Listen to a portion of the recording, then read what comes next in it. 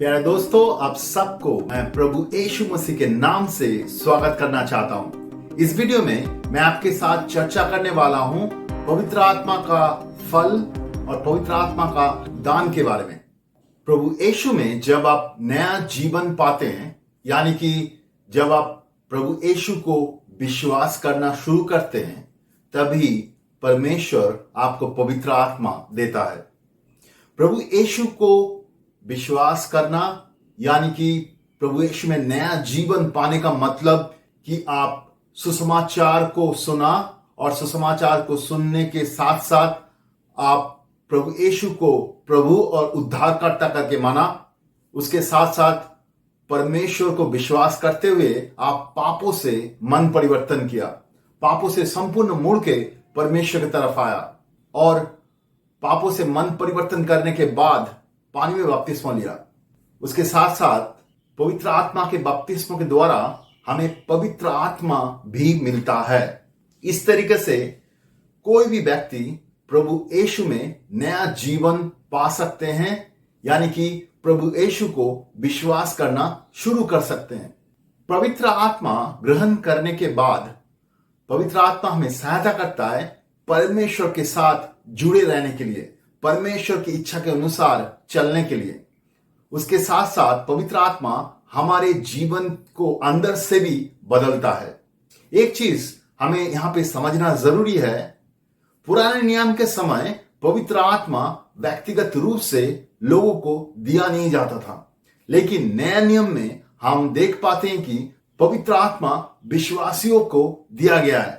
परमेश्वर की आत्मा विश्वासी के अंदर आके रहने लगता है, इसलिए विश्वासी के शरीर को परमेश्वर का मंदिर कहते हैं। पवित्र आत्मा हमारा चरित्र को बदलता है, चरित्र यानी कि कैरेक्टर को वो बदलता है। पवित्र आत्मा का फल चरित्र को बदलता है और इसके साथ साथ पवित्र आत्मा का दान उस व्यक्ति को परिचर्या के कामों में, मतलब मिनिस्ट्री के काम में उसको सहायता करेगा। आत्मा का फल, आत्मा का फल क्या होता है? पवित्र आत्मा हर एक विश्वासी को सहायता करता है कि लगातार वो परमेश्वर के स्वभाव यानी कि परमेश्वर के चरित्र में बढ़ने के लिए, इसके लिए समय जरूरत होता है। जैसे कि फल, हम देखते हैं कि फल को बढ़ने में समय लगता है, फल एक दिन में पेड़ में नहीं बढ़ते हैं। ऐसे ही पवित्र आत्मा का जो फल है, जो हमारा चरित्र यानी कि स्वभाव बनाने में सहायता करता है, वो फल बढ़ने में समय लगता है। जब हम परमेश्वर के वचन के अनुसार चलते हैं, परमेश्वर के पवित्र आत्मा के अनुसार चलते हैं, लगातार पवित्र आत्मा का फल हमारे जीवन में लगातार बढ़ने लगता है। इसलिए एक परिपक्व विश्वासी यानी कि जो मैच्योर बिलीवर होता है, उसके साथ अगर हम मिलेंगे, उसके स्वभाव में पवित्र आत्मा का फल हम ज्यादातर देख पाते हैं। पवित्र आत्मा का फल क्या है? आइए हम देखते हैं गलातियों की किताब उसके 5 का 22 और 23। आत्मा का फल प्रेम, आनंद, मेल, धीरज, कृपा, भलाई, विश्वास, नम्रता और संयम, ये सारे पवित्र आत्मा का फल है। हम जितना परमेश्वर के साथ विश्वस्त होके, परमेश्वर के वचन को मान के, उसके पवित्र आत्मा के अगुवाई से चलेंगे, हमारे स्वभाव में परमेश्वर का फल दिखाई देगा। आप अगर परमेश्वर के साथ चलना चाहते हैं, परमेश्वर के राज्य के लिए काम करना चाहते हैं, आत्मा का फल हमारे लिए आवश्यक है, क्योंकि आत्मा का फल हमारे अंदर परमेश्वर के स्वभाव यानी कि परमेश्वर के चरित्र लेके आता है। लोग हमें देख के समझ पाता है कि हम परमेश्वर के साथ चल रहे हैं। हम जितने ज्यादा परमेश्वर को विश्वास करके उसके साथ लगातार चलेंगे, आत्मा के फल उतने ज्यादा हमारे चरित्र यानी कि स्वभाव में दिखाई देगा। हर एक विश्वासी को पवित्र आत्मा का दान मिलता है और वो पवित्र आत्मा के दानों को इस्तेमाल कर सकता है मिनिस्ट्री के कामों के लिए। ये दान कोई विश्वासी अर्जित नहीं कर सकता है, ये उपहार के दौर पे पवित्र आत्मा हमें देता है। पहला कुरिन्थियों की किताब उसके 12 का 4 से 11, यहां पे पौलुस पवित्र आत्मा के दान के बारे में उल्लेख किया है। वरदान तो कई प्रकार के हैं, लेकिन आत्मा एक ही है। और सेवा भी कई प्रकार की है, परंतु प्रभु एक ही है। और प्रभावशाली कार्य कई प्रकार की है, परंतु परमेश्वर एक ही है, जो सब में हर प्रकार की प्रभाव उत्पन्न करता है, किंतु सबके लाभ पहुंचाने के लिए हर एक को आत्मा का प्रकाश दिया जाता है। क्योंकि एक को आत्मा के द्वारा बुद्धि की बातें दिया जाता है और दूसरे को उस आत्मा के द्वारा ज्ञान की बातें, और किसी को उस आत्मा के द्वारा विश्वास, और किसी को उस आत्मा के द्वारा चंगा करने की वरदान दिया जाता है, और किसी को सामर्थ्य के काम करने की शक्ति, और किसी को भविष्यवाणी करने की, और किसी को आत्माओं के परख, और किसी को उसके प्रकाश की भाषा, और किसी को भाषाओं के अर्थ बताना। परंतु ये सब प्रभावशाली कार्य वही एक आत्मा करवाता है, और जिसे जो चाहता है वो बांट देता है। यहां पे हम देख पा रहे हैं कि दान कई प्रकार की है, लेकिन आत्मा एक ही है और परमेश्वर भी एक ही है। और जब हम अलग अलग दानों को इस्तेमाल करने लगते हैं तो अलग अलग तरीका से हम सेवकाई यानी कि मिनिस्ट्री के काम करते हैं। यहां पे वर्स 6 में लिखा हुआ है कि ये प्रभावशाली काम है। प्रभावशाली काम क्यों है? क्योंकि ये मनुष्यों के ताकत और सामर्थ्य के बाहर जाके परमेश्वर के ताकत और सामर्थ्य के द्वारा अलौकिक काम करने के लिए परमेश्वर सहायता करता है। और ये काम क्यों करना जरूरी है?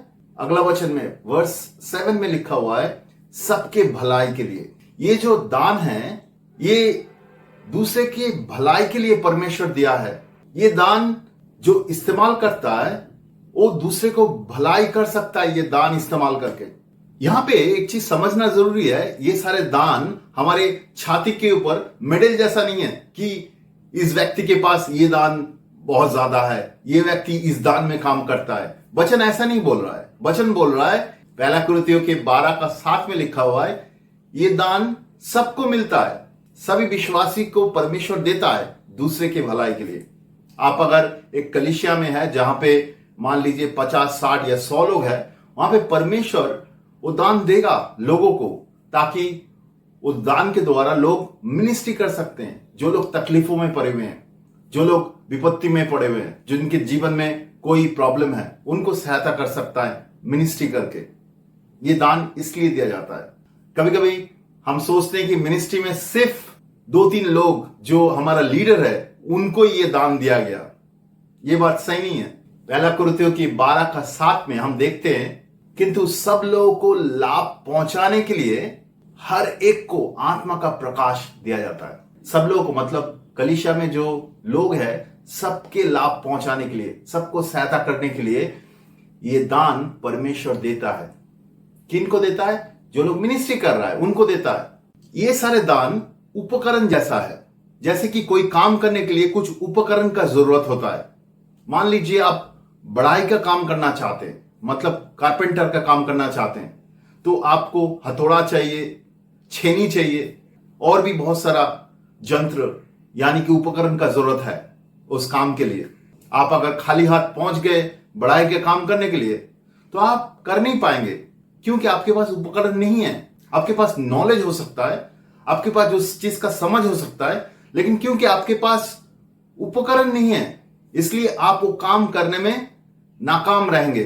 शायद कर पाएंगे कुछ हद तक, लेकिन अच्छी तरह से उस काम को आप कर नहीं पाएंगे।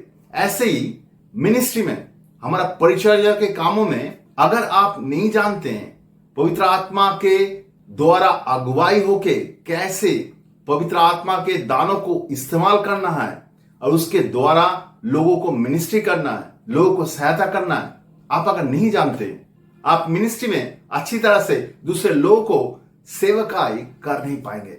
परमेश्वर ने हमें दानों को इसलिए दिया ताकि हम दानों को इस्तेमाल कर सकते हैं दूसरे के भलाई के लिए। पहला कुरिन्थियों की 12:7 में हम देख पा रहे हैं कि ये आत्मा के प्रकाश यानी कि ये जो दान है हर एक विश्वासी को दिया जाता है। कभी कभार हम लोग ऐसे सोचते हैं कि हमारा कलीसिया में जो 3-4 कलीसिया का लीडर है, जो पास्टर है या और जो लीडर है, उनके पास ही ये सारे दान है और बाकी लोगों के पास नहीं है। ऐसा नहीं है। वचन बोल रहा है कि हर एक विश्वासी को परमेश्वर ये दान दिया हुआ है। हमें समझना है कैसे आत्मा के द्वारा अगुवाई होके इस दानों को इस्तेमाल किया जाता है और दूसरे लोगों को मिनिस्ट्री किया जाता है। बहुत सारा कलीसिया में ये शिक्षा नहीं दिया जाता है, लेकिन हमें ये समझना बहुत जरूरी है कैसे आत्मा के द्वारा चालित होके पवित्र आत्मा का दानों को हम इस्तेमाल कर सकते हैं ताकि हम दूसरे को मिनिस्ट्री कर सके, दूसरे को सहायता कर सके। हर एक विश्वासी को पवित्र आत्मा का दान दिया जाता है। मैं ये सारे दानों को एक एक करके आपको समझाने की कोशिश करूंगा। बेहतर समझने के लिए मैं इन सारे दानों को 3 अलग भागों में भाग किया।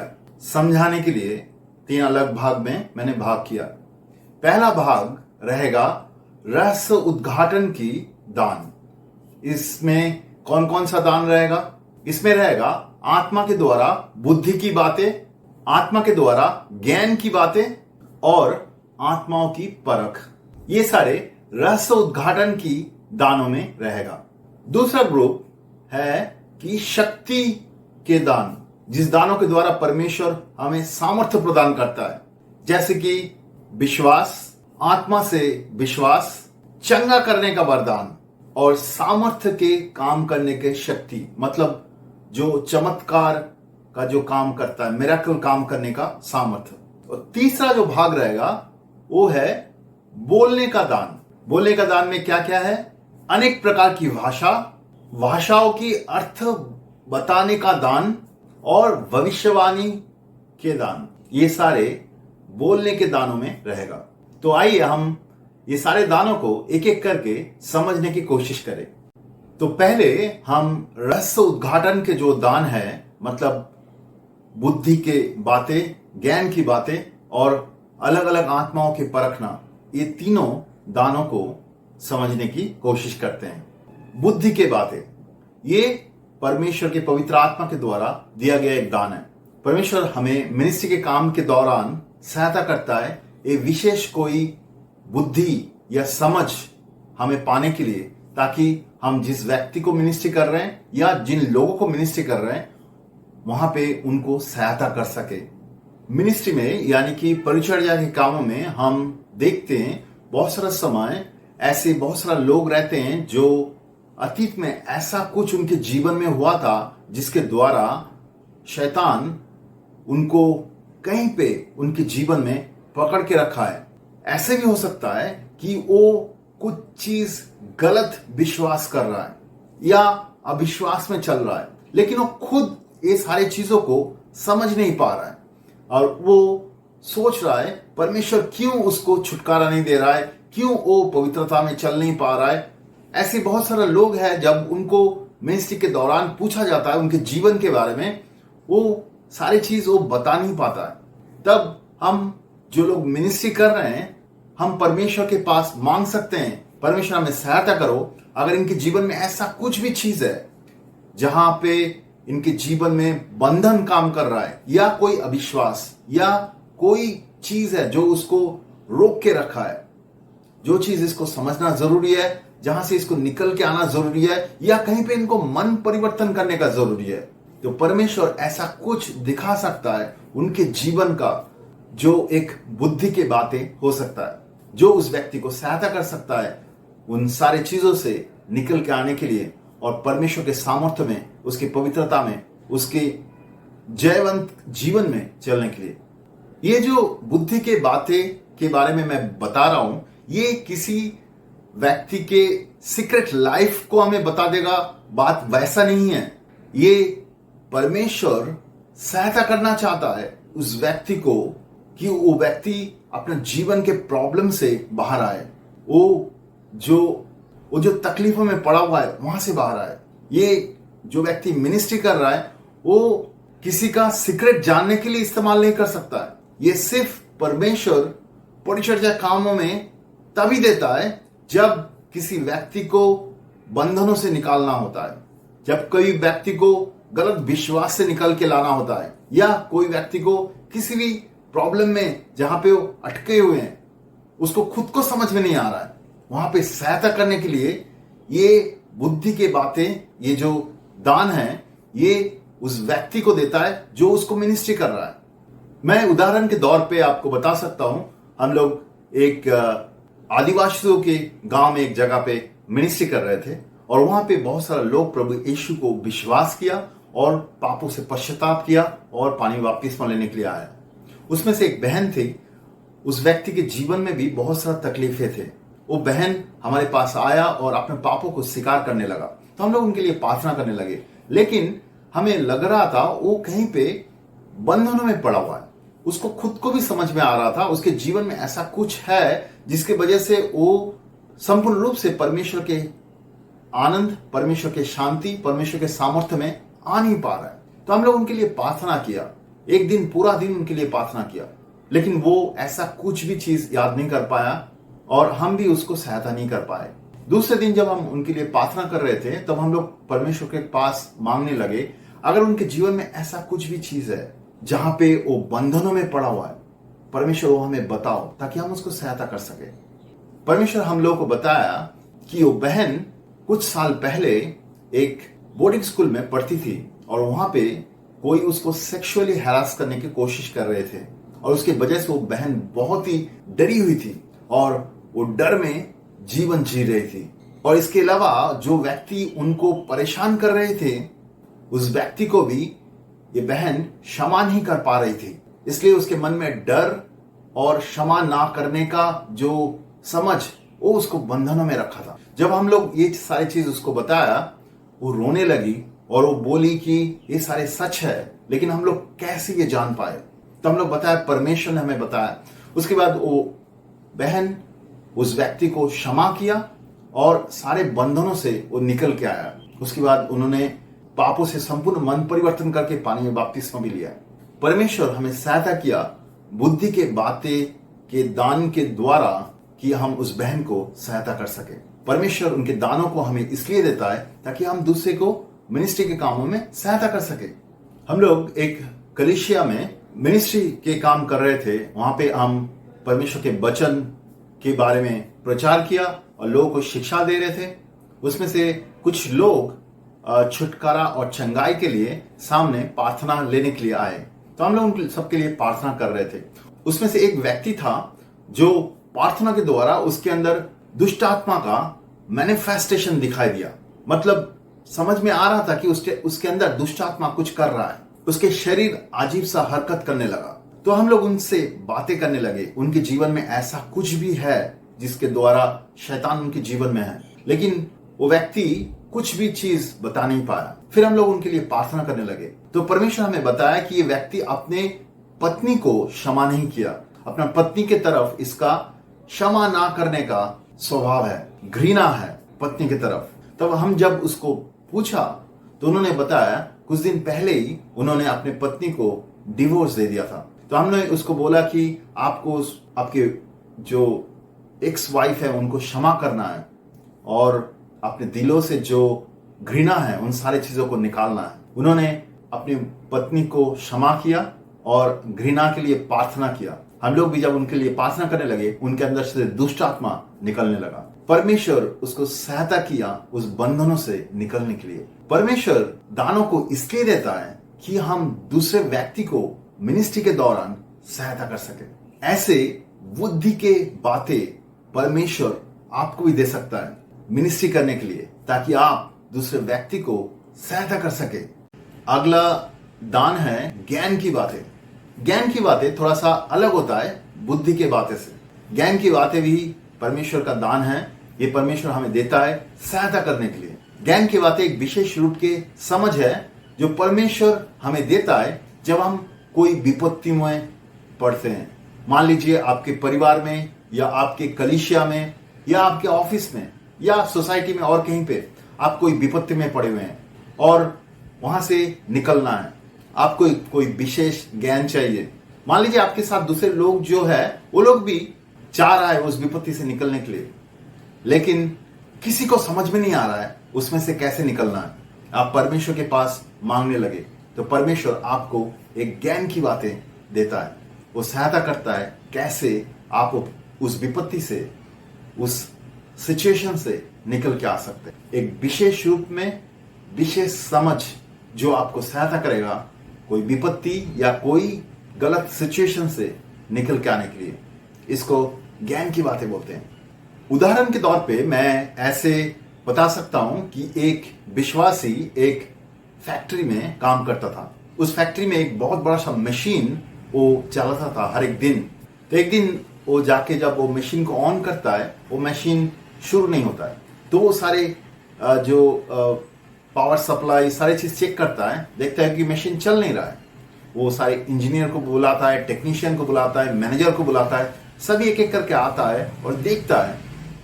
लेकिन किसी को समझ में नहीं आता है ये मशीन चल क्यों नहीं रहा है, क्योंकि पावर सप्लाई तो है और सारे जो चीज जरूरत था सारी चीज सही तरीके से है, लेकिन फिर भी वो मशीन चल नहीं रहा है। तो ये विश्वासी परमेश्वर के पास प्रार्थना करने लगता है, मांगने लगता है, परमेश्वर में सहायता करो। परमेश्वर उसको ज्ञान की बातें देता है।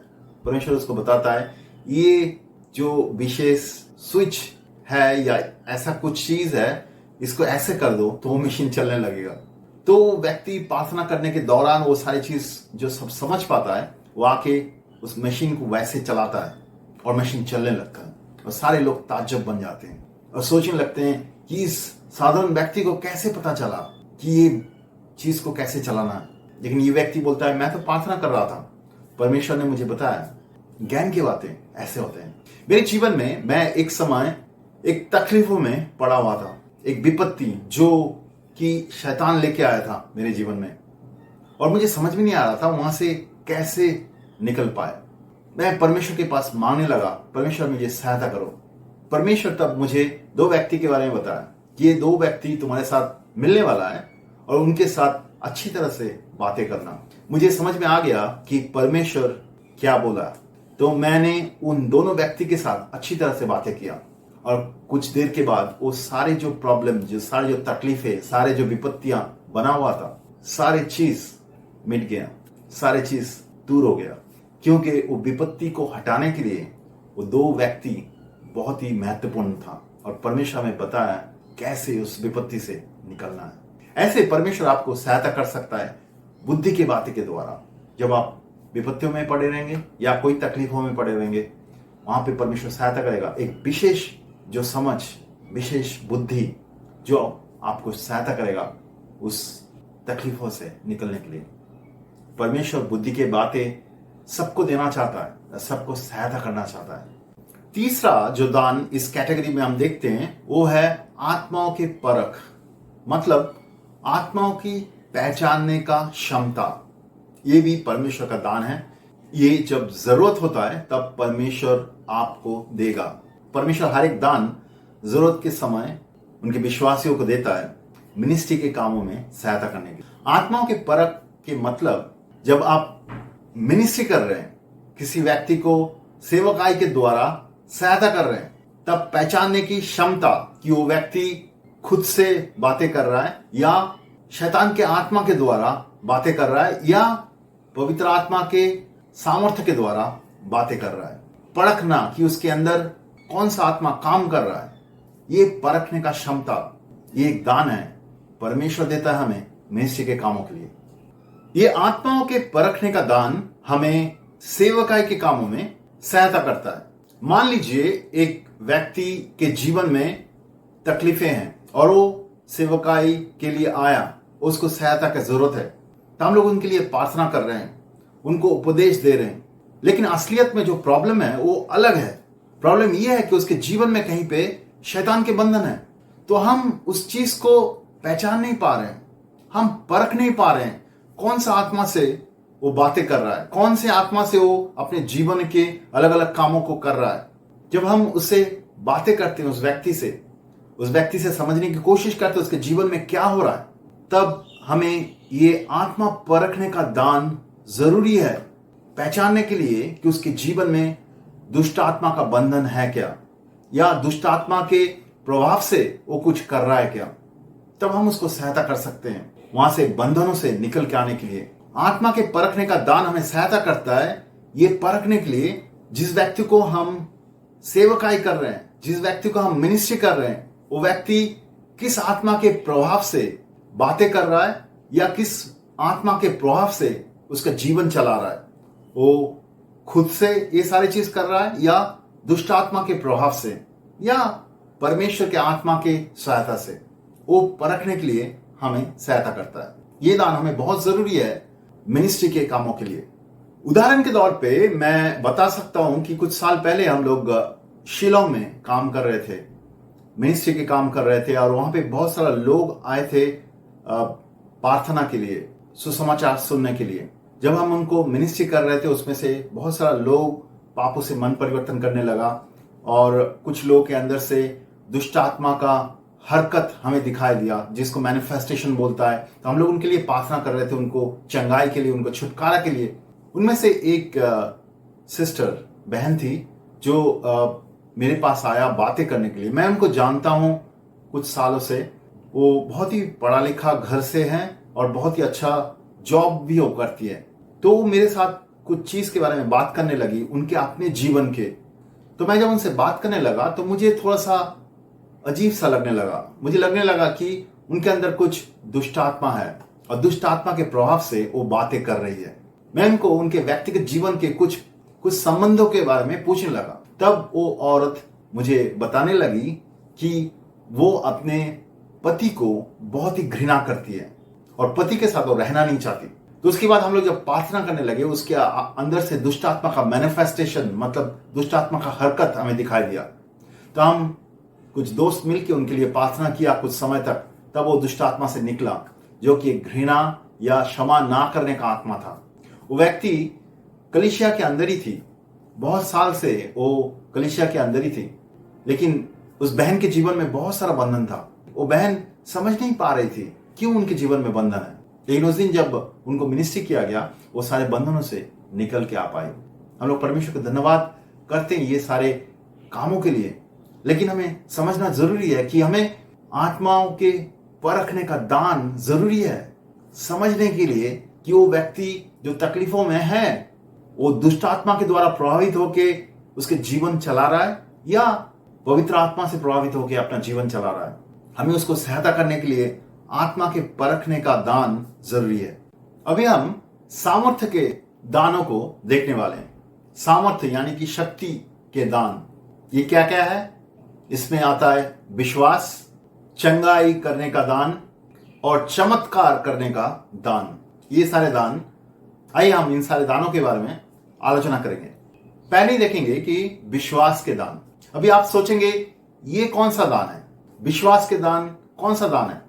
हम जब प्रभु यीशु को विश्वास करने लगते हैं तभी तो हमारे जीवन में विश्वास आता है। उसके बाद जब हम वचन पढ़ने लगते हैं वो विश्वास बढ़ने लगता है। तो ये आत्मा के दानों में विश्वास के दान कौन सा दान होता है? मैं आपको अनुरोध करूंगा, आप अगर आत्माओं के फलों में जाएंगे, जो गलातियों के 5 के 22 और 23 में लिखा हुआ है, वहां पे भी आत्मा के फल के रूप में आपको विश्वास दिखाई देगा। पवित्र आत्मा जब हमारे जीवन में रहता है तो हम परमेश्वर के विश्वास में भी बढ़ने लगते हैं।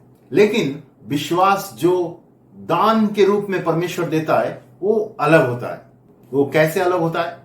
जो पहला कुरिन्थियों के 12 के 9 में विश्वास के दान के बारे में उल्लेख किया गया है, वो विश्वास थोड़ा अलग है। कैसे वो विश्वास अलग है? आइए मैं समझाता हूं। एक विश्वासी जो प्रभु यीशु को विश्वास करने लगता है, वो जब वचन पढ़ता है और आत्मा के द्वारा चलता है, उनके जीवन में विश्वास बढ़ने लगता है। लेकिन एक विश्वासी के जीवन में कभी कभार ऐसा होता है कि उनको बहुत ज्यादा विश्वास की जरूरत है। उनके जीवन में ऐसा कोई काम करने का जरूरत है या ऐसा कोई दिशा में जाने का जरूरत है या ऐसा कोई डिसीजन लेना है उसके जीवन में, जिनके लिए उनके अंदर बहुत ज्यादा विश्वास की जरूरत है और उतना विश्वास उनके अंदर है नहीं। तो वो क्या करे? वो परमेश्वर को विश्वास करता है, उसके वचन के अनुसार चलता है, लेकिन उनके अंदर उतना विश्वास नहीं है जितना विश्वास उसको उस वक्त जरूरत है। जो काम उसको करना है उसके लिए बहुत ज्यादा विश्वास का जरूरत है, उसके अंदर वो विश्वास है नहीं। परमेश्वर वो जानता है और जो परमेश्वर के पास प्रार्थना करता है, परमेश्वर उनको वो विश्वास देता है, दान रूपी विश्वास। मान लीजिए परमेश्वर आपको कुछ काम करने के लिए बुला रहा है। उस काम करने के लिए आपको आपके जीवन में बहुत बड़ा कदम उठाना पड़ेगा। उस कदम उठाने के लिए आपको बहुत ज्यादा विश्वास की जरूरत है, लेकिन उतना विश्वास आपके अंदर है नहीं। आप क्या करेंगे? परमेश्वर के पास प्रार्थना कीजिए। परमेश्वर आपको विश्वास के दान दे सकते हैं और विश्वास के दान के द्वारा आप वो कदम उठा सकते हैं जो आपके लिए असंभव है। परमेश्वर वो विश्वास आपके अंदर दे सकता है कि आप वो कदम उठाए, आप वो दिशा में जाए, उस कदम को उठाए और काम करे जो परमेश्वर आपको बुला रहा है करने। ये है विश्वास के दान। परमेश्वर एक विश्वास के दान देते हैं विश्वासियों को जरूरत के समय, जब उनको ऐसा कदम उठाने की जरूरत पड़े। परमेश्वर उनको सहायता करना चाहता है उसके दानों के द्वारा। मैं उदाहरण के तौर पे बोल सकता हूं 2018 में परमेश्वर मुझे अलग अलग देश में जाके सुसमाचार के काम करने के लिए बुला रहा था, लेकिन मेरे अंदर उतना विश्वास नहीं था। मैं प्रार्थना कर रहा था परमेश्वर के पास और परमेश्वर फिर मुझे वो विश्वास के दान दिया। फिर मैं जाने लगा अलग अलग देश में उसके काम करने के लिए। मेरे अंदर उतना विश्वास नहीं था कि मैं एक नया देश में जाऊं, उन लोगों के भाषा नहीं जानता हूं, उन लोगों को मैं नहीं जानता हूं, वहां पे जाके कैसे परमेश्वर का काम करूंगा। लेकिन परमेश्वर के पास जब प्रार्थना किया, उन्होंने हमें विश्वास के दान दी और विश्वास के दान के द्वारा वो काम करना आसान हो गया। ऐसे परमेश्वर हमें सहायता करता है विश्वास के दान के द्वारा। अगला है चंगाई के वरदान। चंगाई के वरदान भी परमेश्वर हमें देता है ताकि हम एक विशेष समय लोगों को चंगा कर सकते हैं जिनको चंगा करने का विश्वास शायद हमारे अंदर नहीं है। इसका मतलब क्या है? देखिए, परमेश्वर हर एक विश्वासी को चंगा करने का सामर्थ्य और अधिकार दिया है। मत्ती का सुसमाचार उसका 10:1, लूका का 9:1 में अगर हम जाएंगे, हम देखते हैं प्रभु यीशु उनके चेले लोगों को अधिकार और सामर्थ्य देता है बीमार लोगों को चंगा करने के लिए, उसके साथ साथ दुष्ट आत्माओं को भगाने के लिए और सुसमाचार प्रचार करने के लिए। आप शायद बोलेंगे ये तो सिर्फ 12 लोगों को दिया गया। नहीं, आप अगर लूका का 10 में जाएंगे, वहां पे भी देखते हैं कि प्रभु यीशु 70 लोगों को सुसमाचार प्रचार करने के लिए भेजा और वो लोग भी दुष्ट आत्माओं को भगा रहे थे। उन लोगों को भी चंगा करने का अधिकार और सामर्थ्य दिया गया था। वो लोग भी सुसमाचार प्रचार करने के लिए गए थे। प्रभु यीशु हर एक विश्वासियों को अधिकार और सामर्थ्य दिया है बीमारियों को चंगा करने के लिए। हर एक विश्वासी वो कर सकता है। अगर आप मार्कुस के सुसमाचार उसका 16:18 में जाएंगे, वहां पे प्रभु यीशु कह रहा था कि उनके चेले होने का लक्षण क्या है। तो वहां पे उन्होंने उल्लेख किया है उनके चेले का एक बहुत ही महत्वपूर्ण लक्षण यह है कि वो बीमारों को चंगा कर सकते हैं। तो प्रभु यीशु का जो चेले हैं वो लोग बीमार लोगों को चंगा कर सकते हैं। अभी प्रश्न ऐसे आएगा कि अगर प्रभु यीशु सारे चेलों को बीमार लोगों को चंगा करने के लिए अधिकार और सामर्थ्य दिया है, फिर ये चंगाई का वरदान क्या है? या अच्छा प्रश्न है। चंगाई का वरदान दूसरे के वरदान के जैसा ही ऐसा वरदान है कि कभी कभार ऐसा होगा कि हमारे अंदर विश्वास नहीं है बीमार व्यक्ति को चंगा करने के लिए। हम चंगा कर सकते हैं प्रार्थना के द्वारा, लेकिन ऐसा होगा कि हमारे अंदर उतना विश्वास नहीं है उस बीमार व्यक्ति को चंगा करने के लिए। परमेश्वर हमें सहायता करेगा चंगाई के वरदान के द्वारा। हर एक विश्वासी चंगाई का प्रार्थना कर सकता है और बीमार व्यक्ति को चंगा कर सकता है, लेकिन कभी कभार चंगाई का वरदान का जरूरत है। विशेष समय परिचर्या के कामों में यानी कि सेवकाई के कामों में ये चंगाई का वरदान जरूरी है। एक उदाहरण के तौर पे मैं बताना चाहता हूं। हम लोग कुछ साल पहले बांग्लादेश में मिनिस्ट्री कर रहे थे। जब वहां पे मिनिस्ट्री कर रहे थे, बहुत सारा लोग चंगा हो रहा था हमारे मिनिस्ट्री के दौरान। तो उस समय हम लोग एक कलीसिया में हमें आमंत्रित किया गया। वहां पे बहुत सारा बीमार लोग थे और उनको प्रार्थना के द्वारा चंगा करने के लिए। वहां पे मेरे एक दोस्त जो स्वीडन से आया था वो प्रचार कर रहा था। मैं जब उस कलीसिया में प्रवेश किया तभी मैंने एक लड़की को देखा जो कि पहला रो में बैठी हुई थी। वो 14 साल की थी और उसके दोनों पैर सूखी हुई थी। पोलियो रोग के कारण वो चल नहीं पाती थी। उसके घर से उनके घर के लोग उठा के लेके उसको आया था। वो खुद चल नहीं पाती थी। परमेश्वर ने मुझसे बातें किया और बोला कि उस लड़की को चंगा करना है प्रार्थना के द्वारा। मैं परमेश्वर से बातें करने लगा, मैं बोलने लगा परमेश्वर मेरे अंदर उतना विश्वास नहीं है, मुझे छोड़ो और किसी को बोलो करने के लिए। लेकिन परमेश्वर मुझे बोलने लगा कि उस लड़की को चंगा करना है। मेरे अंदर उतना विश्वास नहीं था। मैं जब प्रार्थना करने गया, मैं दूसरे लोगों के लिए प्रार्थना करने गया। उस लड़की के पास मैं नहीं जा रहा था। मैं दूसरे 2 लोगों को प्रार्थना किया, 2 लोग ही चंगा हो गया। उसके बाद जब मैं उस लड़की के पास पहुंचा तो मैं देखा अलग अलग लोग उनके लिए प्रार्थना कर रहा है, लेकिन वो लड़की वैसे ही बैठी हुई है और उसके आंखों से आंसू निकल रहे हैं। फिर मैं उसके लिए प्रार्थना करने लगा। अब परमेश्वर के पास सहायता मांगने लगा।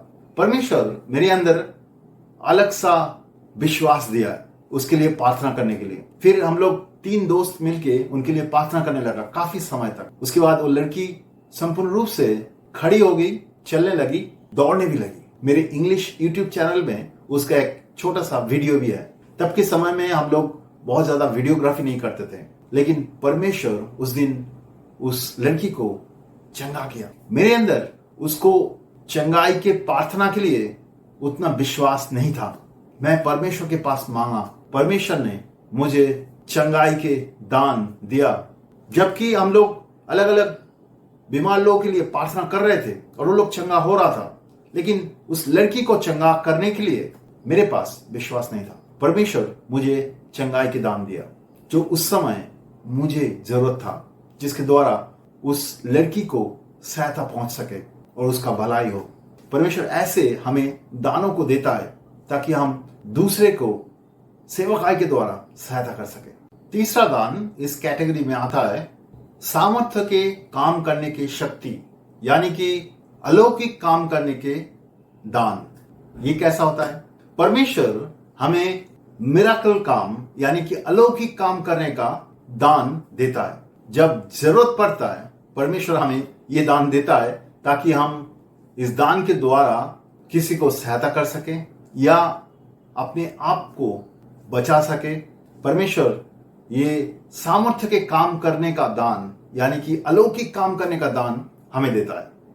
हम बाइबल में ऐसा बहुत सारा अलौकिक काम करने का उदाहरण देखते हैं। प्रभु यीशु पानी को द्राक्षा रस में बदल दिया, प्रभु यीशु तूफान को शांत कर दिया। ऐसा बहुत सारा मिराकल काम प्रभु यीशु कर रहा था या उसके चेले लोग भी कर रहे थे। लेकिन आपके जीवन में भी आप भी ये चमत्कार काम कर सकते हैं जब आपको जरूरत पड़ेगा, ना कि आप ऐसे ही मिराकल करते रहेंगे। जब जरूरत पड़ेगा परमेश्वर आपको सहायता करेगा ये मिराकल काम अपने जीवन में एक्सपीरियंस करने के लिए, क्योंकि परमेश्वर उनके लोगों को प्यार करता है और उनको सहायता करना चाहता है मिराकल काम करने के दानों के द्वारा। अब परमेश्वर ये दान तभी देता है जब इस दान का जरूरत है। ये दान चंगाई भी हो सकता है जो अचानक रूप से हो सकता है किसी के जीवन में। ये दान कुछ विपत्ति से चमत्कार रूप से निकलना भी होता है, या कोई तकलीफ आपके जीवन में है और अचानक रूप से ऐसा कुछ होता है जो परमेश्वर करता है, उसके द्वारा आप वहां से निकल के आते हैं। ऐसा बहुत सारा चीज हो सकता है। हमारे मिनिस्ट्री में कुछ साल पहले हम लोग कुछ लोगों से मिलने के लिए जाते थे एक स्लम में। उस स्लम में बहुत सारे लोगों को थायराइड का बीमारी था।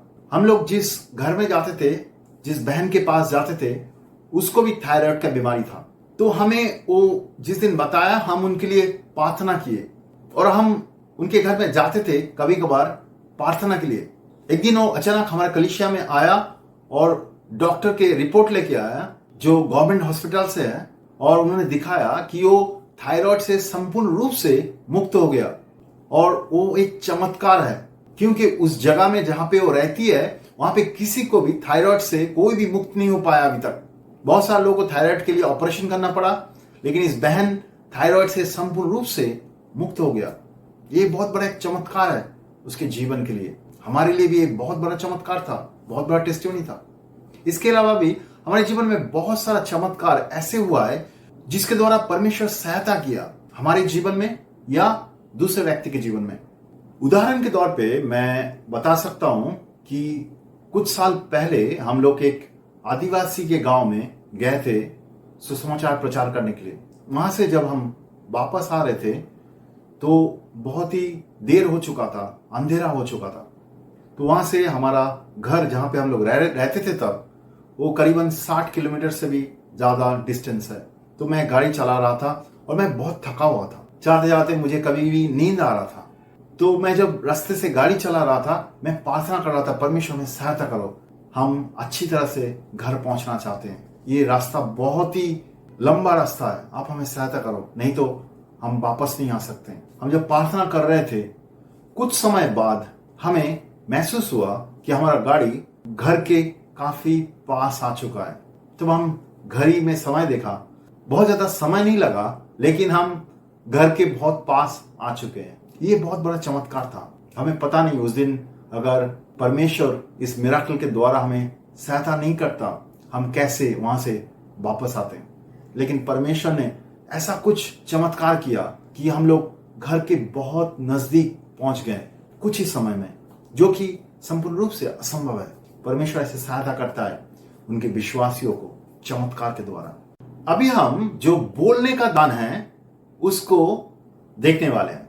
बोलने का दान क्या क्या है? अनेक प्रकार की भाषा बोलने का दान, भाषाओं की समझ बोलने का दान, और भविष्यवाणी करने का दान। ये तीनों दान हम देखने वाले हैं। अनेक प्रकार की भाषा के दान, ये दान हमें मिलता है जब हमें पवित्र आत्मा मिलता है। हम वचन में देख सकते हैं, जब प्रेरित के 2 उसके 1 से 4 में जब पवित्र आत्मा विश्वासियों के ऊपर आता है, वो लोग अन्य भाषा में बात करने लगते हैं। तो ये एक चिन्ह था कि उनके ऊपर पवित्र आत्मा आया हुआ है। उसके बाद पतरस लोगों को बोलने लगा कि इनके ऊपर पवित्र आत्मा आया हुआ है, जैसे कि भविष्यवाणी किया गया था। जो प्रॉफिट जोएल था पुराने नियम के समय, प्रॉफिट जोएल ने इस चीज के बारे में भविष्यवाणी किया गया था कि अंत के दिनों में उनके विश्वासियों के ऊपर पवित्र आत्मा उड़ेल दिया जाएगा, और वो पवित्र आत्मा के द्वारा ये अन्य भाषा में बात कर रहे हैं। तो एक चिन्ह है पवित्र आत्मा पाने का, पवित्र आत्मा का बपतिस्मा पाने का।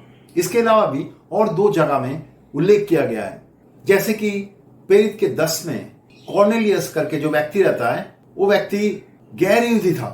वो व्यक्ति पतरस को बुलाता है, परमेश्वर पतरस को भेजता है कॉर्नेलियस के घर पे। जब पतरस कॉर्नेलियस के घर पे सुसमाचार प्रचार कर रहा था, तो कॉर्नेलियस और उनके घर के लोगों के ऊपर पवित्र आत्मा आके गिरता है, और वो लोग भी अन्य भाषा में बात करने लगते हैं। तो पतरस और उनके जो दूसरे विश्वासी वहां पे थे, वो लोग समझ जाते हैं कि इनके ऊपर पवित्र आत्मा आया हुआ है। कैसे समझ जाते हैं? क्योंकि वो अन्य भाषा में बात कर रहे थे और भविष्यवाणी कर रहे थे। उनको देख के वो समझ जाता है कि इनके ऊपर पवित्र आत्मा आया हुआ है।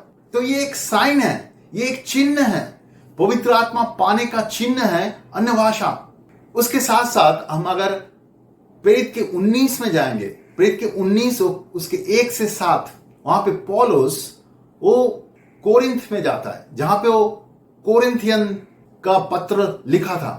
वहां पे कुछ विश्वासियों से मिलता है, उनको बपतिस्मा देता है, उसके बाद उनके ऊपर हाथ रख के प्रार्थना करता है, तो उनके ऊपर पवित्र आत्मा के गिरता है, तो वो अन्य भाषा में बात करने लगते हैं। तो हम देख पाते हैं कि नया नियम में 3 जगह में बहुत ही स्पष्ट तरीका से उल्लेख किया गया है, पवित्र आत्मा पाने का चिन्ह है अन्य भाषा में बात करना। ये बहुत ही स्पष्ट तरीका से उल्लेख किया गया है। यहां पे ये चीज समझना जरूरी है, ये परमेश्वर का दिया हुआ एक दान है। ये किसी को सिखाए जाने वाला भाषा नहीं है। बहुत सारा समय, बहुत सारा जो अलग अलग मिनिस्ट्री और डिनोमिनेशन में कुछ अन्य भाषा सिखाए जाते हैं, वो अन्य भाषा नहीं है, वो गलत अन्य भाषा है। या दुष्ट आत्मा के द्वारा भी कुछ लोग अन्य भाषा में बातें करते हैं, वो अन्य भाषा नहीं है। अन्य भाषा पवित्र आत्मा देता है दान के रूप में। उसको कुछ करने का जरूरत नहीं है, उसको सीखने का जरूरत नहीं है, उसको ग्रहण करने का जरूरत है। हम लोग हमारा मिनिस्ट्री में पवित्र आत्मा के बपतिस्मा के लिए प्रार्थना करते हैं, और लोग जब पवित्र आत्मा ग्रहण करता है, वो ऑटोमेटिक अन्य भाषा में बात करने लगते हैं। और उनके जो अन्य भाषा है वो हमारे अन्य भाषा से मिलता जुलता नहीं है, वो एकदम अलग अन्य भाषा होता है। मुझे याद है एक बार मैं उड़ीसा में किसी आदिवासियों के गांव में मिनिस्ट्री कर रहा था, और वहां पे एक लड़की थी जो पापों से मन परिवर्तन किया है, तो मैं उनके लिए प्रार्थना कर रहा था। और कुछ समय बाद पवित्र आत्मा की गिरा उसके ऊपर। पवित्र आत्मा के बपतिस्मों के लिए हम लोग प्रार्थना कर रहे थे, तो पवित्र आत्मा की गिरा और वो एक अलग भाषा में प्रार्थना करने लगे। तो मुझे लगा कि वो वहां का लोकल कोई आदिवासी भाषा है। तो मैं पास्टर और दूसरे लोगों को बुलाया। मैं पूछा ये कौन सा भाषा है, तो वो लोग बोला हम लोग भी नहीं सुना, पहले बार ये बोल रही है।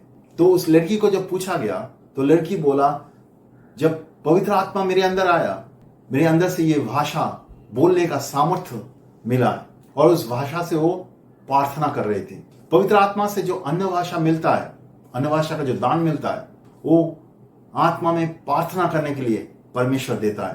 पहला कुरिन्थियों की किताब उसका 14:2 में उल्लेख किया गया है, क्योंकि जो अन्य भाषा में बातें करते हैं वो मनुष्य से नहीं परंतु परमेश्वर से बातें करते हैं, इसलिए उसे कोई नहीं समझता, क्योंकि वो वेद की बातें आत्मा से होके बोलते हैं।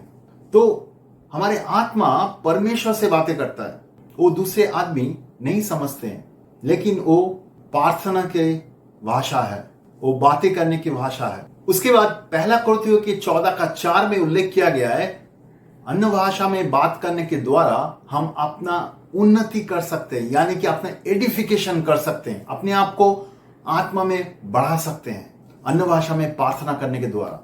पहला कुरिन्थियों उसका 14:5 में अपोस्टल पॉल कह रहा है कि मैं चाहता हूं हर एक अन्य भाषा में प्रार्थना करे, अन्य भाषा में बातें करे। पहला कुरिन्थियों उसका 14:18 में अपोस्टल पॉल कह रहा है कि वो खुद अन्य भाषा में बातें करता है, दूसरे से अधिक वो खुद अन्य भाषा में बातें करता है, यानी कि अन्य भाषा में वो प्रार्थना करता है। पहला कुरिन्थियों के 14:39 में लिखा हुआ है, अन्य भाषा में बात करने वाले को मत रोको, उसको रोका ना जाए। जो अन्य भाषा में प्रार्थना कर रहा है, अन्य भाषा में बात कर रहा है, उसको रोकना नहीं चाहिए। आजकल अन्य भाषा के बारे में बहुत सारा गलत शिक्षा चर्च में है, बहुत सारा गलत शिक्षा अलग अलग ग्रुप में है। बोला जाता है अन्य भाषा में जो बात करता है वो शैतान से बात करता है, अन्य भाषा में प्रार्थना नहीं करना चाहिए, अन्य भाषा में जो प्रार्थना करता है वो परमेश्वर को नहीं जानता है। आप अगर वचनों को सही तरीके से पढ़ेंगे आपको सच्चाई समझ में आएगा। वचन बहुत स्पष्ट तरीका से कहता है कि ये पवित्र आत्मा का दान है और इसके द्वारा एक व्यक्ति जो विश्वासी है परमेश्वर के पास प्रार्थना कर सकता है, उसके साथ बातें कर सकता है। और अपोस्टल पॉल जो थे वो इनकरेज कर रहे थे, उत्साहित कर रहे थे दूसरे लोगों को अन्य भाषा में बातें करने के लिए। लेकिन कुछ रेस्ट्रिक्शंस है, वो रेस्ट्रिक्शंस मैं बताना चाहूंगा। हम जब अकेले में प्रार्थना कर रहे हैं तो अन्य भाषा में परमेश्वर के पास प्रार्थना कर सकते हैं, उसमें कोई बुराई नहीं है, हमें करना चाहिए, हमें आत्मिक रूप से बढ़ने के लिए। लेकिन मान लीजिए आप एक कलीसिया में हैं, संगति में हैं, बहुत सारा लोग हैं वहां पे, आप तब अन्य भाषा में बात नहीं करेंगे अगर आपके पास उसका इंटरप्रिटेशन नहीं है, मतलब उसका समझ क्या है वो अगर परमेश्वर आपको नहीं बता रहा है तो आप सिर्फ अन्य भाषा में सबके सामने बात नहीं करेंगे। अन्य भाषा की जो समझ है वो भी एक दान है। पहला कुरिन्थियों उसके 14:27 और 28 हम देखने वाले हैं। यदि किसी अन्य भाषा में बोलना है तो अधिक से अधिक 2 और 3 को ही बोलना चाहिए, बारी बारी, एक एक करके।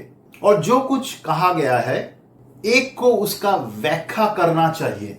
यदि वहां व्याख्या करने वाला कोई ना हो तो बोलने वाले को चाहिए कि वो सभा में चुप ही रहे और फिर उसे अपने आप से और परमेश्वर से ही बातें करना चाहिए।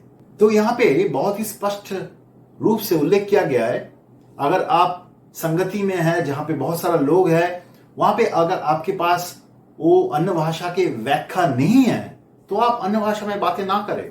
अगर आपके पास व्याख्या है तो आप अन्य भाषा में बातें कर सकते हैं। इसका मतलब ये भी है, अगर आपके पास व्याख्या है या और किसी के पास उसका व्याख्या है तो आप अन्य भाषा में बातें कर सकते हैं। लेकिन अगर आपके पास व्याख्या नहीं है तो आप चुप रहे। आप अकेले में जब प्रार्थना कर रहे हैं तब परमेश्वर के पास प्रार्थना करें। इसके बाद पहला कुरिन्थियों के 14:13 से 17 हम समझने की कोशिश करेंगे। परिणाम स्वरूप जो दूसरे भाषा में बोलते हैं उसे प्रार्थना करना चाहिए कि वो अपने कहे की अर्थ भी बता सके, क्योंकि यदि मैं किसी अन्य भाषा में प्रार्थना करूं तो मेरे आत्मा तो प्रार्थना कर रही होती है किंतु मेरी बुद्धि व्यर्थ रहती है। तो फिर क्या करना चाहिए? मैं तो अपना आत्मा से प्रार्थना करूंगा ही, किंतु साथ ही अपना बुद्धि से भी प्रार्थना करूंगा। तो यहां पे बोल रहा है आत्मा से भी प्रार्थना करने के लिए, बुद्धि से भी प्रार्थना करने के लिए। मतलब अन्य भाषा में भी प्रार्थना कर सकते हैं, अपने बुद्धि में भी, मतलब नॉर्मल तरीके से, जब साधारण तरीके से आप जो हम परमेश्वर से बातें करके प्रार्थना करते हैं ऐसे भी प्रार्थना कर सकते हैं।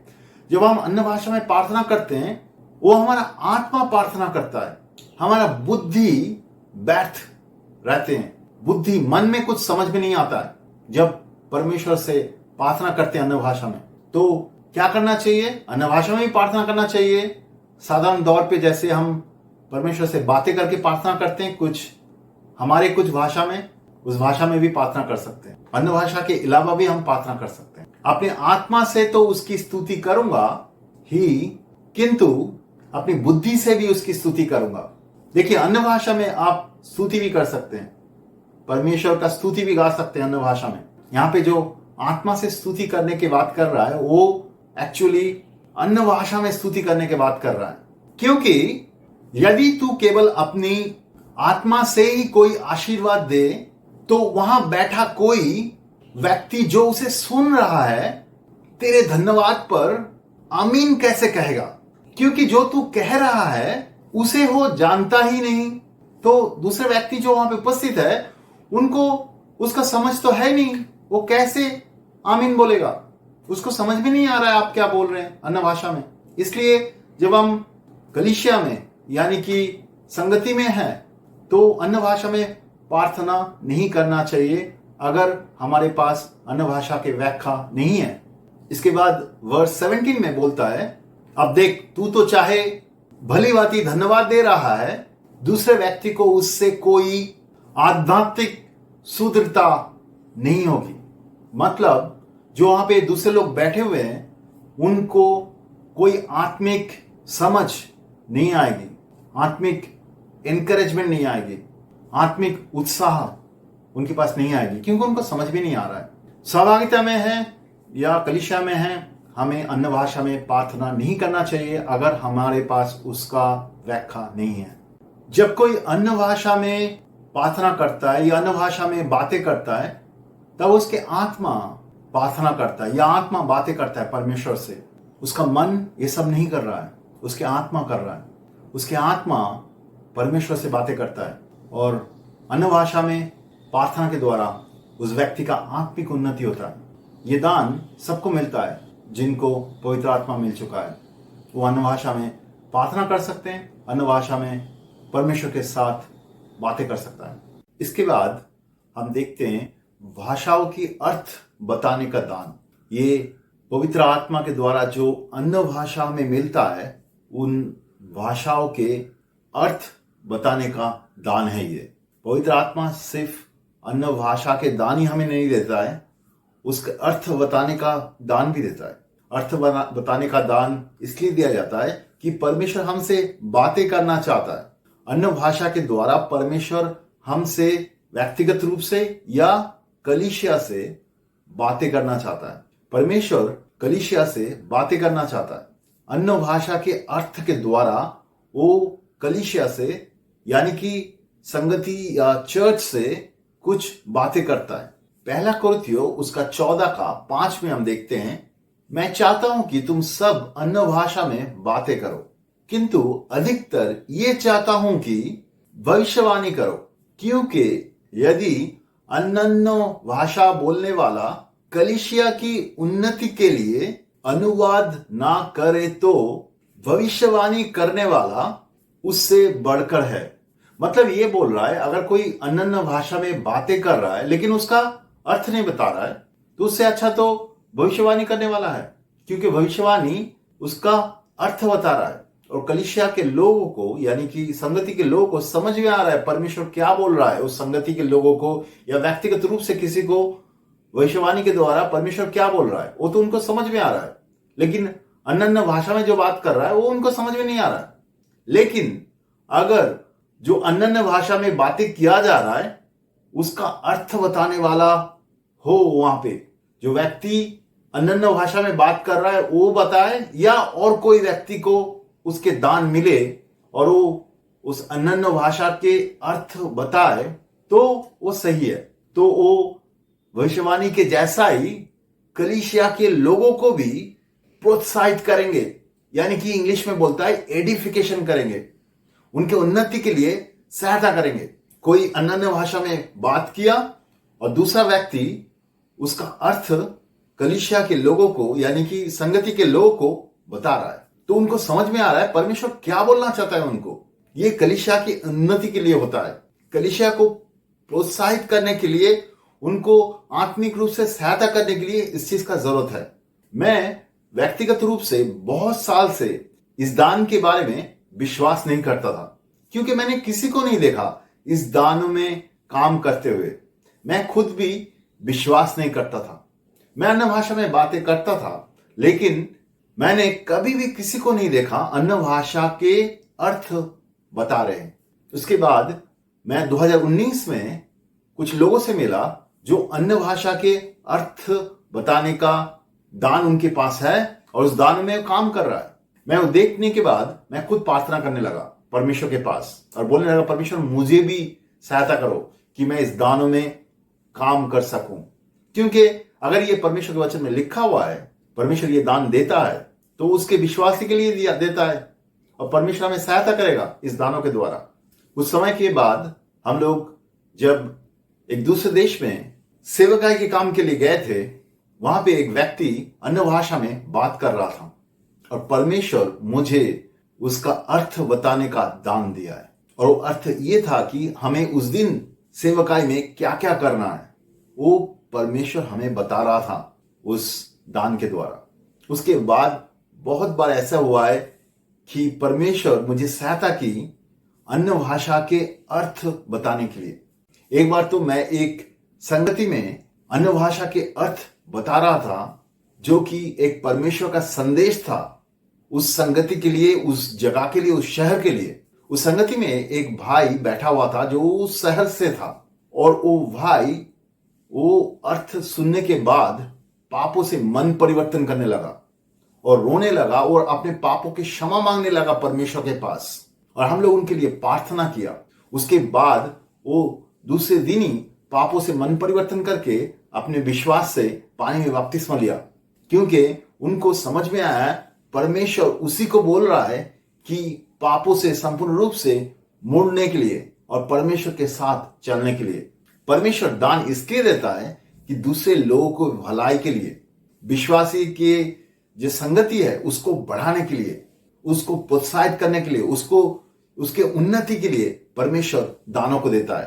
पहला कुरिन्थियों उसका 14 का 13 से 17 में लिखा हुआ है, जो अन्य भाषा में बात करता है या अन्य भाषा में प्रार्थना करता है वो ये भी प्रार्थना करे वो अन्य भाषा के अर्थ बताने का दान पाए, ये वो अन्य भाषा के अर्थ बता सके। तो हम प्रार्थना कर सकते हैं, अगर हम अन्य भाषा में बातें करते हैं या हम प्रार्थना कर सकते हैं इस दानों के लिए। परमेश्वर सहायता करेगा इस दानों में काम करने के लिए, और जब हम उसके अर्थ बताएंगे तब हमारा जो कलीसिया है यानी कि हमारा जो संगति है उसको प्रोत्साहित करेगा, वो संदेश उसको प्रोत्साहित करेगा, उनको उन्नति करेगा, आत्मिक रूप से उनको बढ़ाएगा ताकि परमेश्वर का महिमा हो। अब यहाँ पे एक चीज समझना जरूरी है, जो इंटरप्रिटेशन यानी कि उसका अर्थ बताने का जो दान होता है ये उसका ट्रांसलेशन बताने का दान नहीं है। ट्रांसलेशन मतलब इंग्लिश में ट्रांसलेशन मतलब कोई भाषा को दूसरे भाषा में ट्रांसलेशन करना। जैसे कि मैं आपको हिंदी में बात कर रहा हूं, कोई इसको इंग्लिश में इसका मतलब समझाए, तो भाषा का मतलब समझाने का जो दान है वो ऐसा नहीं है। एक व्यक्ति अन्य भाषा में बातें कर रहा है, अभी वहां पे उपस्थित आप है। आपको पवित्र आत्मा मिल चुका है, आप परमेश्वर के पास प्रार्थना कर रहे हैं। परमेश्वर मान लीजिए आपके अंदर अन्य भाषा के मतलब बताने का दान दिया हुआ है, तो परमेश्वर आपके अंदर एक संदेश देगा। जो संदेश है वो अन्य भाषा के मतलब, आपको उसके अन्य भाषा के लाइन टू लाइन ट्रांसलेट करने का जरूरत नहीं है। आपको परमेश्वर ने एक संदेश देगा। वो अन्य भाषा शायद 2 मिनट का हो सकता है। आपका जो संदेश जो आपको परमेश्वर ने दिया है वो 5 मिनट का भी हो सकता है, 10 मिनट का भी हो सकता है। परमेश्वर हमें वो संदेश देता है तो आपको विश्वास में वो चीज बोलना है। बहुत सारे लोग समझते नहीं है कैसे आत्मा के जो दान है उसमें काम करना है, उनको सिखाया भी नहीं जाता। इसलिए हम देखते हैं बहुत सारा कलीसिया में, बहुत सारा संगति में, बहुत सारा विश्वासी आत्मा के दानों में काम नहीं करता है क्योंकि उनको सिखाया नहीं जाता है। ऊपर से डराया जाता है कि आप आत्मा के दानों में काम नहीं कर सकते हैं, ये सारे गलत है, अन्य भाषा गलत है, अन्य भाषा के जो अन्य भाषा के जो अर्थ बताने का जो दान है वो भी गलत है, ये सारे दान, प्रोफेसी गलत है, ये सारे गलत है, मिराकल गलत है, ये सारे गलत शिक्षा उनको दिया जाता है। वो लोग डर के मारे ये सारी चीजों में भाग नहीं लेते हैं। हमें सही तरीके से चीजों को समझना है और आत्मा के द्वारा चलना है, आत्मा के दानों को भी इस्तेमाल करना है ताकि हम कलीसिया को बढ़ा सके, कलीसिया में आत्मा के द्वारा इस्तेमाल हो सके, संगति में दूसरे को आत्मिक रूप से बढ़ा सके, आत्मिक रूप से दूसरे को प्रोत्साहित कर सके, उनको बढ़ा भी सके। तो ये अन्य भाषा के अर्थ ऐसे आता है कि परमेश्वर वो अर्थ बताते हैं, परमेश्वर वो अर्थ देते हैं किसी व्यक्ति को, और उसके काम है उस चीज को बताना कलीसिया के सामने, संगति के सामने या आपके फेलोशिप ग्रुप के सामने कि वो अन्य भाषा के अर्थ क्या है। जो अर्थ होगा वो कलीसिया को सहायता करने के लिए, कलीसिया को प्रोत्साहित करने के लिए, उसको बढ़ाने के लिए परमेश्वर की ओर से संदेश आता है, क्योंकि परमेश्वर हमें सहायता करना चाहता है उसके दानों के द्वारा। और अंत में हम देखने वाले हैं भविष्यवाणी के दान के बारे में। परमेश्वर हमें भविष्यवाणी के दान देते हैं ताकि हम सहायता कर सकते हैं अपने संगति में दूसरे लोगों को परमेश्वर के संदेश बता सकते हैं। ये कोई पहले से याद करके आके कुछ दूसरे के बारे में बताना ऐसा नहीं है। ये परमेश्वर से इंस्पायर होके, मतलब परमेश्वर के ओर से कुछ संदेश परमेश्वर हमें देता है दूसरे के लिए, तो हमें वो चीज बताना है उसको। ये कलीसिया के लिए भी हो सकता है, मतलब संगति के लिए हो सकता है, आपके फेलोशिप ग्रुप के लिए हो सकता है, या कोई 1 या 2 विश्वासी के लिए हो सकता है। परमेश्वर की ओर से आता है, परमेश्वर एकदम से आपके दिलों में डालेगा वो संदेश और आपको वो चीज बताना है। कभी कभार ये संदेश हम सबके सामने बता सकते हैं, कभी कभी ये पर्सनल भी हो सकता है, तब हम व्यक्तिगत रूप से उसको बता सकते हैं कि परमेश्वर ये चीज बता रहा है आपको। ये प्रोफेसी होता है यानी कि भविष्यवाणी होता है। अब परमेश्वर ये दान उनके विश्वासियों को देते हैं सेवकाई के कामों के लिए।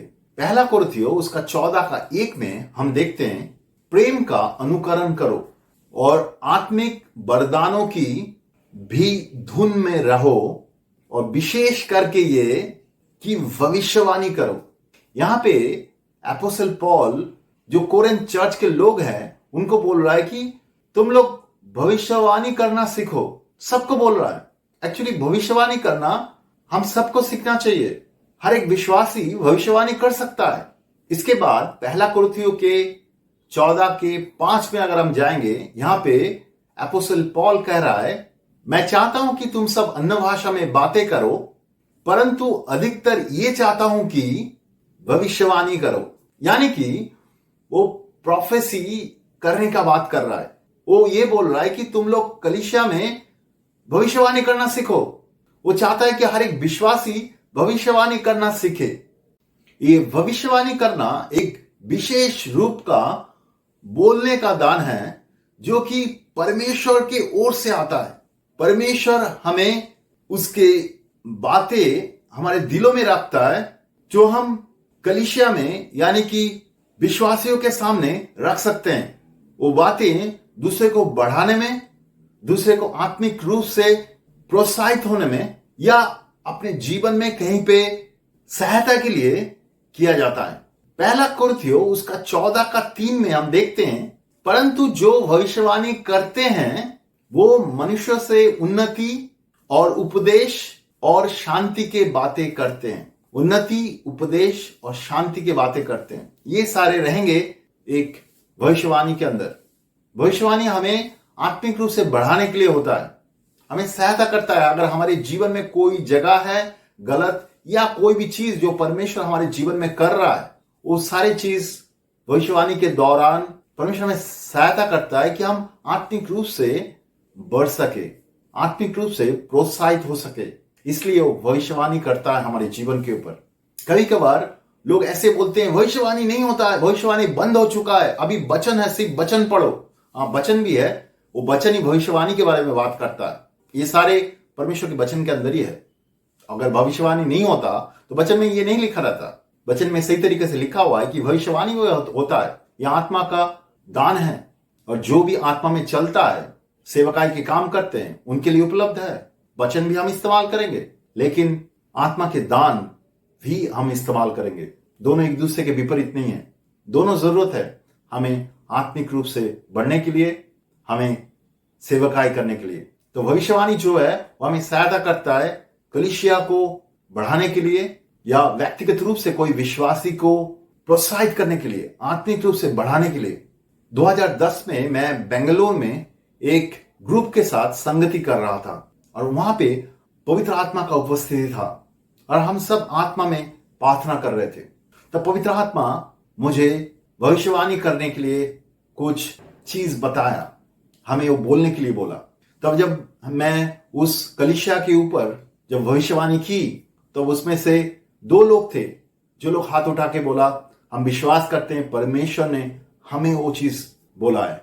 बाद में वो लोग व्यक्तिगत रूप से मेरे से मिला और मुझे बोला कि उनके जीवन में क्या चल रहा था। मैं उनको जानता भी नहीं हूं, लेकिन परमेश्वर ने मुझे जो चीज बोला था, मैं कलीसिया के सामने वो सारी बातें को रखा था। परमेश्वर वो संदेश वो 2 व्यक्ति को बोलना चाह रहा था, ताकि वो दोनों को आत्मिक रूप से प्रोत्साहित कर सके, उनको बढ़ा सके, उनको सहायता कर सके।